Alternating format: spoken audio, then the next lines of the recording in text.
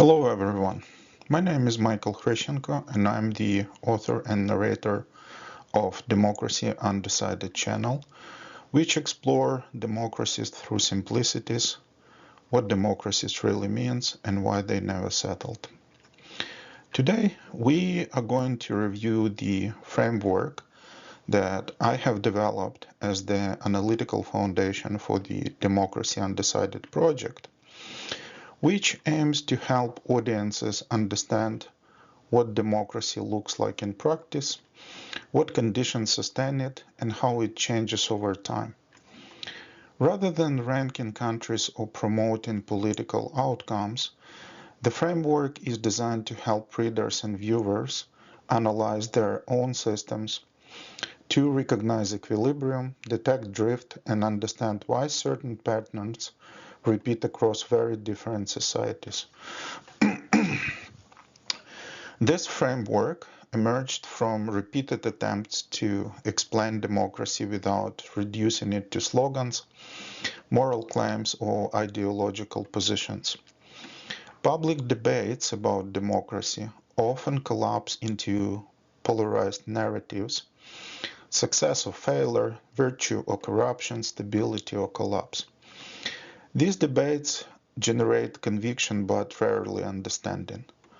What is usually missing is a simple structural way to see how democratic systems actually function under the pressure.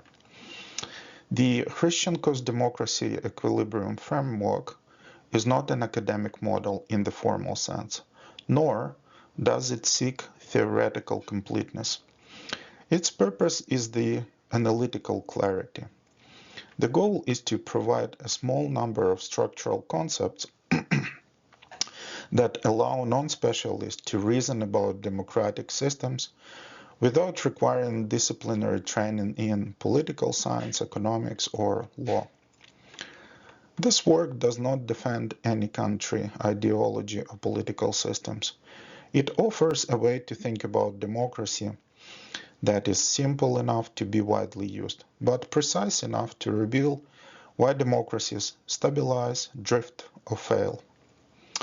This framework is a conceptual model developed for clarity and public understanding, not a literature review or empirical academic paper. Amid of sustained political turbulence, many contemporary democracies are experiencing increasing strains. Armed conflicts, prolonged instabilities, large-scale migration pressures, and the observable shift of several democratic systems towards more restrictive political regimes raise a fundamental question. Why do some democracies remain stable under pressure, while others drift toward breakdown without formally collapsing? Democratic failure rarely occurs through an abrupt institutional rupture. More often, it unfolds as a gradual process in which formal democratic structures persist, yet their functional balance erodes. Elections continue to take place, constitutions remain in force, and courts formally operate, even as the underlying distribution of power shifts toward oligarchic concentration, authoritarian consolidation, or social fragmentation. Understanding democracy, therefore, requires more than normative evaluation.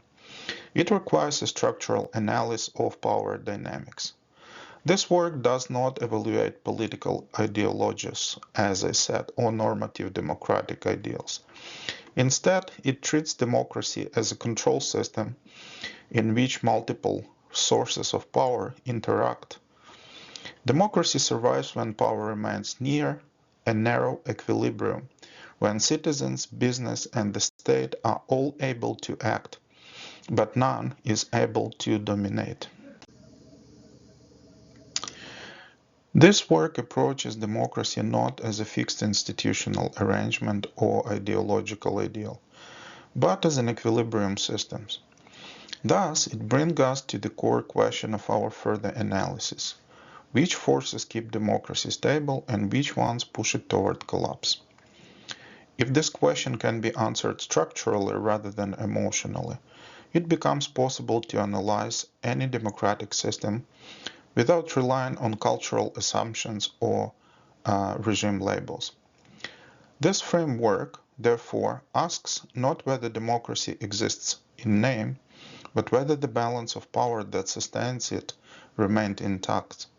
To answer this, we identify three fundamental internal forces present in all democracies, whose interaction determines whether the system remains near equilibrium or begins to drift.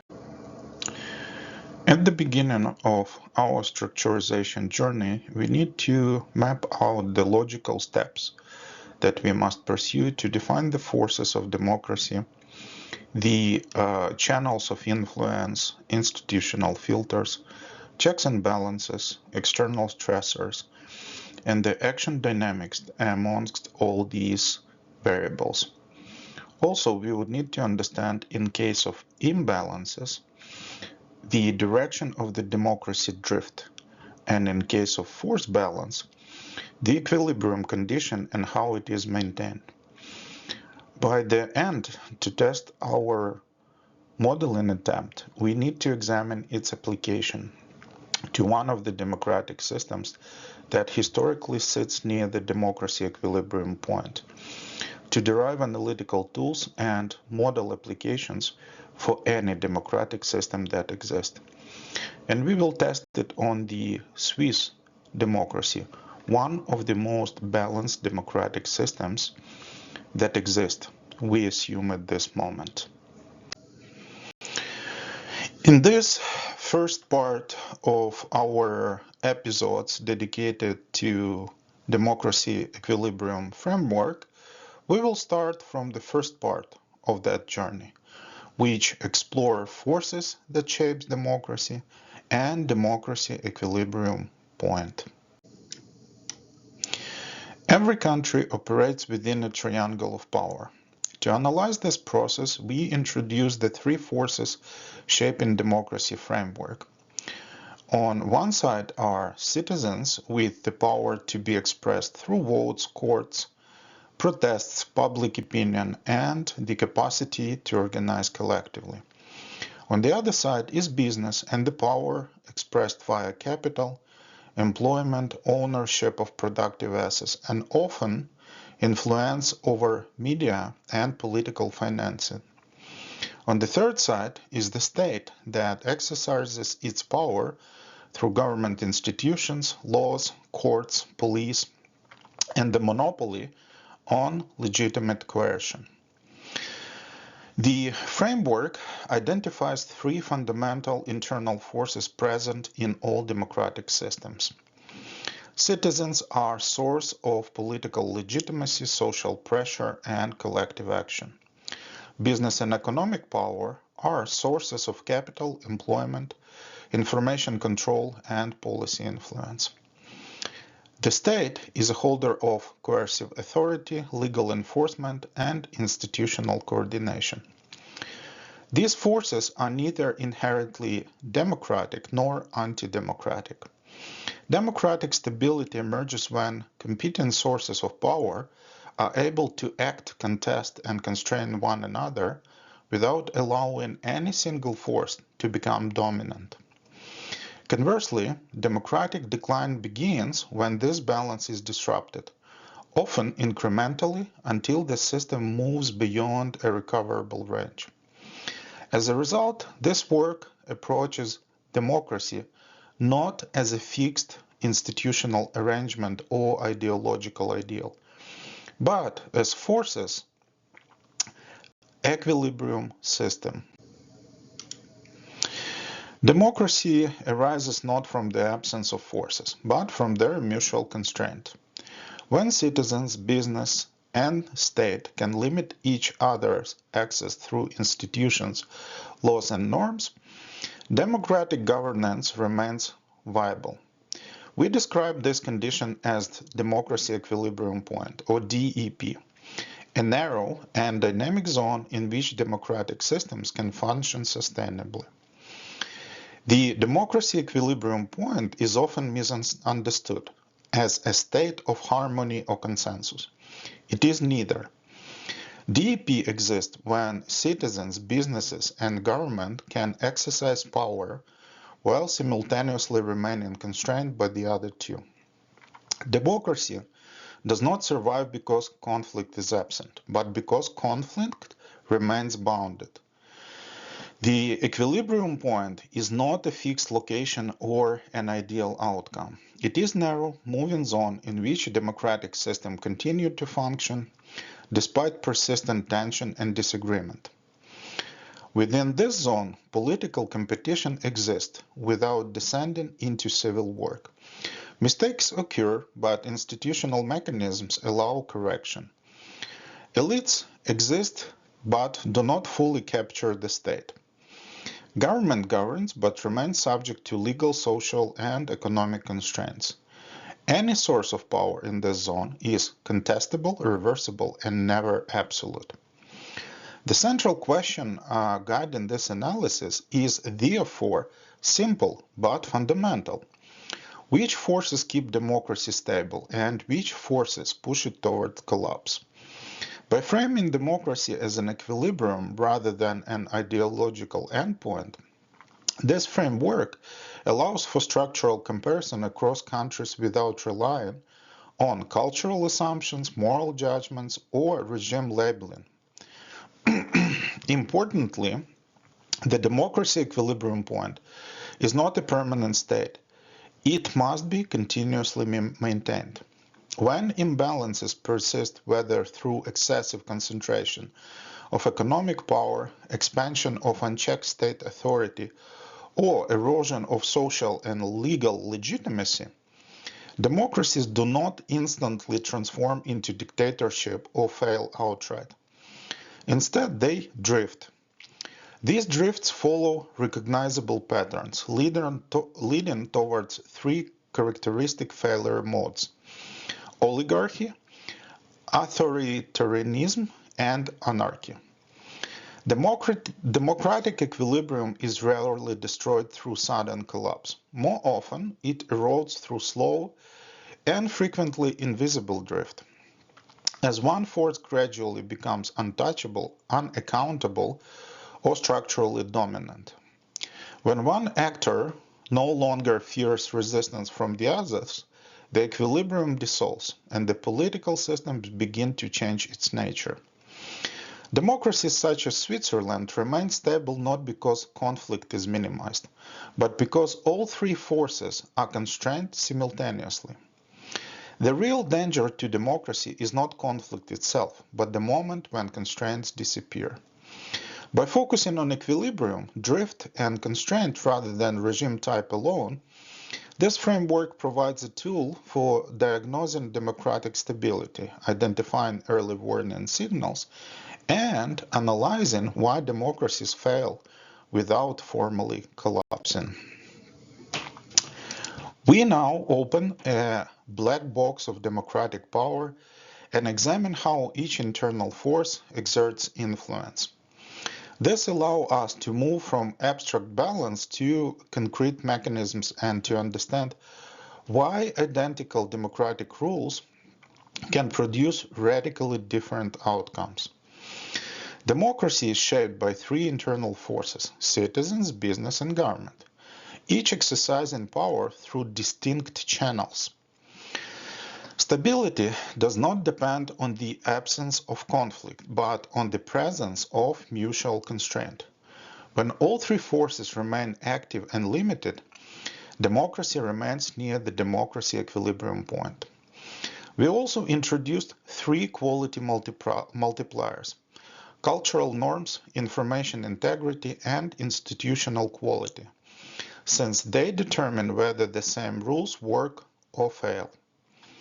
Democracy can be analytically understood as a system shaped by interaction of three internal forces, again, citizens, government, and business.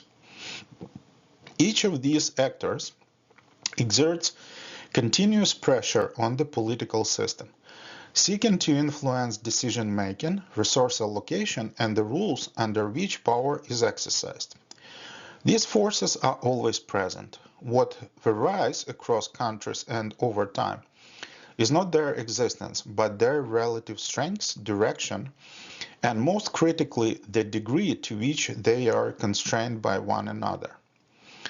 Democracy equilibrium point is narrow dynamic zone in which these three forces remain in balance. At this point, all forces are contestable, constrained, and reversible.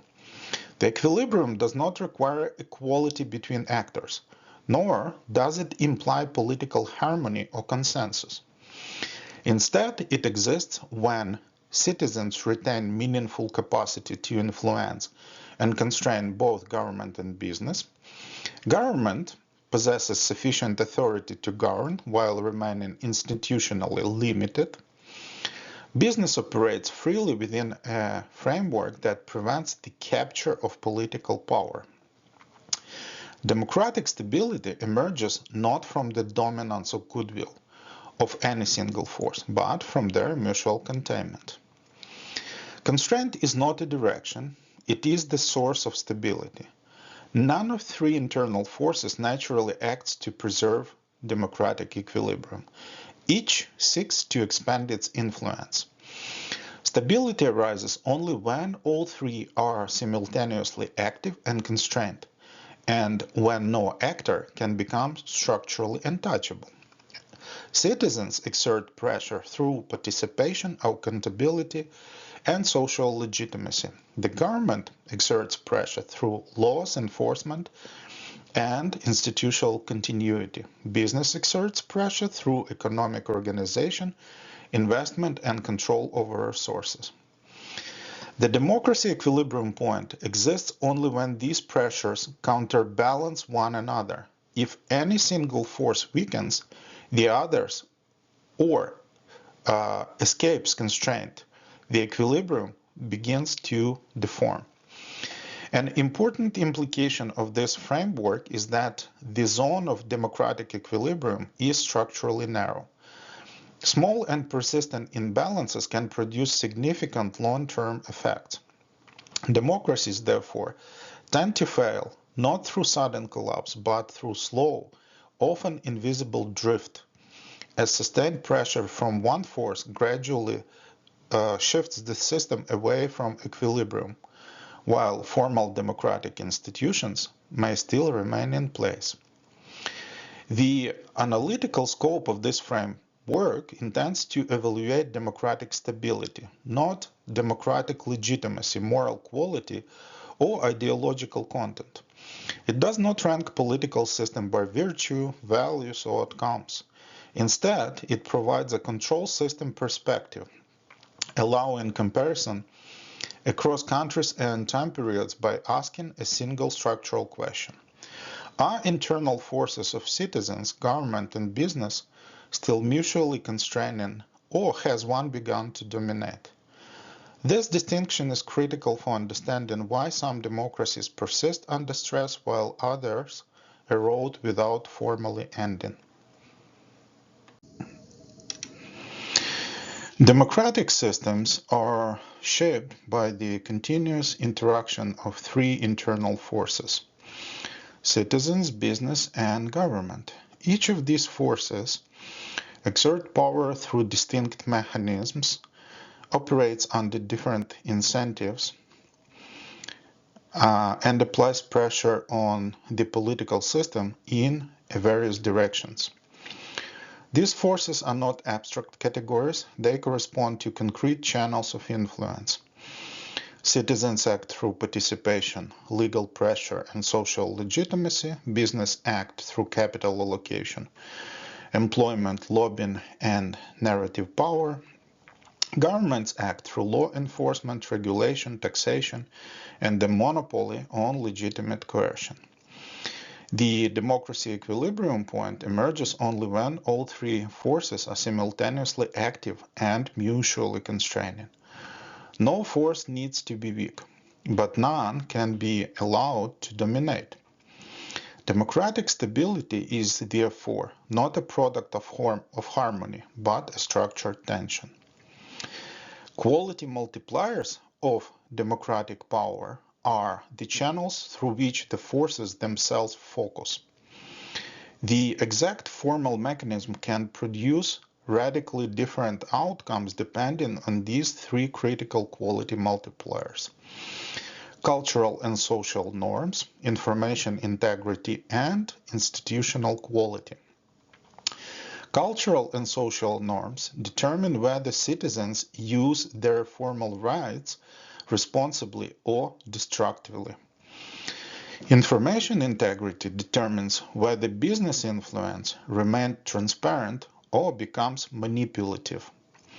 Institutional quality determines whether government power is exercised impartially or selectively. These multipliers explain why identical constitutional designs succeed in some countries and fail in others. They do not replace the three-force model. They amplify or distort it. Citizens influence government primarily through political legitimacy and legal constraints: what people buy and what courts enforce. Elections reward or punish leaders and set policy directions. Courts, constitutional challenges, and legal pressure block abuses and enforce compliance with the rule of law. Citizens influence business through market discipline and legal enforcement. Consumption choices, boycotts, and public pressure affect revenue and incentives. Labor law, consumer protection, and class action raise the cost of exploitation and fraud. These channels are the foundation of democratic accountability. When they function, citizens remain a real force of influence. When they erode, democracy does not collapse immediately. It becomes symbolic, and the democratic power of citizens drains away. Business influences government through lobbying, campaign financing, and procedural pressure. These mechanisms can be legitimate inputs into policymaking, but when unchecked, they drift toward regulatory capture and policy distortion. Business influences citizens through employment power and narrative control. Hiring, firing, and contract structures affect bargaining power in labor markets. Ownership of media, platforms, and advertising ecosystems shapes public opinion, trust, and polarization. This is the pathway through which economic power gradually gains influence over political power, legally and often invisibly. The government influences citizens through law enforcement, security powers, and rights protection. Courts and police uphold liberties and public safety, while security powers preserve order. When expanded without limits, these same tools become instruments of repression. Government influences business through taxation, regulation, labor standards, and antitrust enforcement.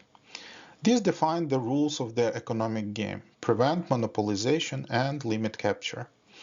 When applied selectively or politically, they become tools of coercion rather than governance. These tools are necessary for order but destabilizing if expanded without limits or applied selectively. Government power is therefore stabilizing only when it is institutionally constrained and reversible.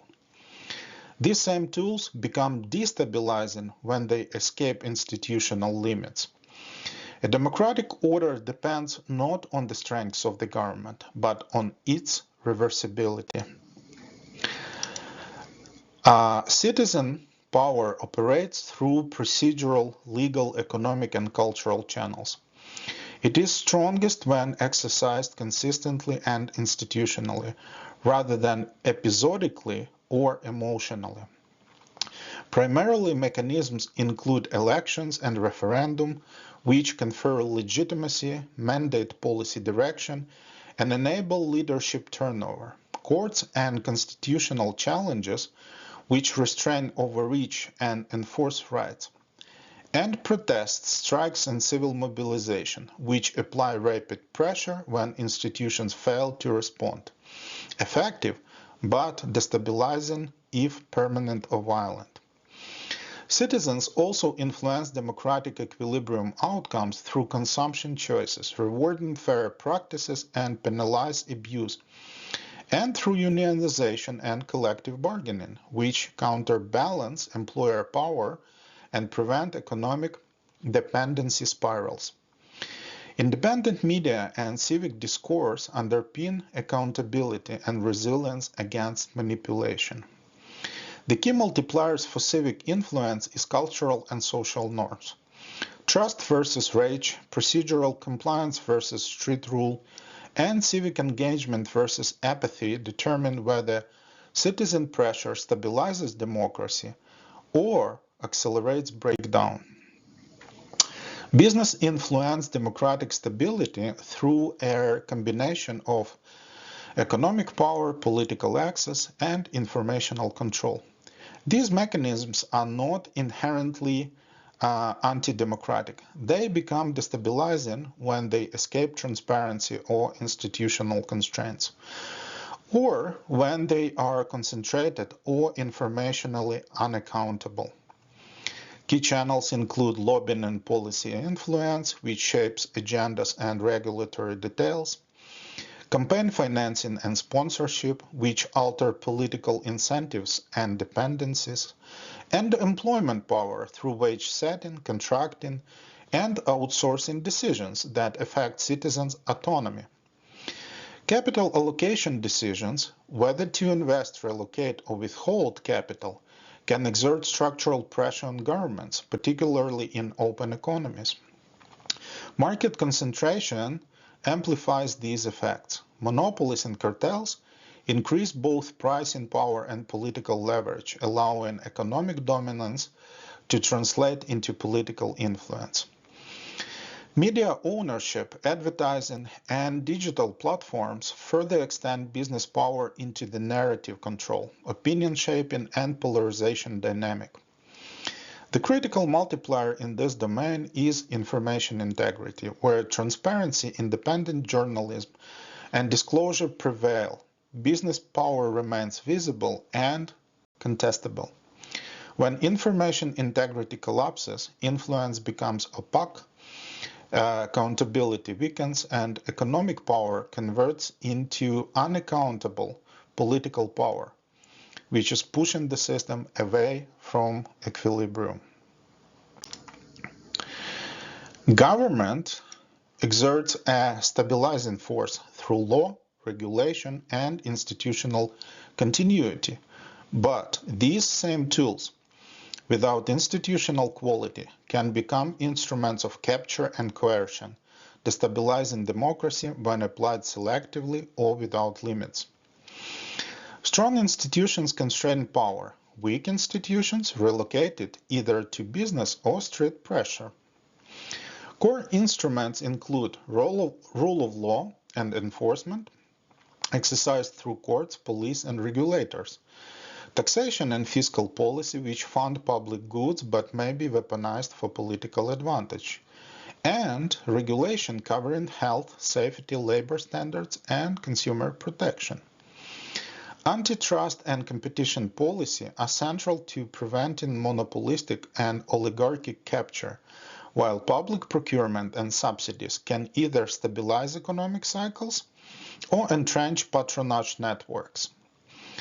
Emergency and security powers occupy a special role. They are essential during crises, but become structurally dangerous when normalized or extended beyond oversight. The decisive multiplier here is institutional quality. Laws do not enforce themselves.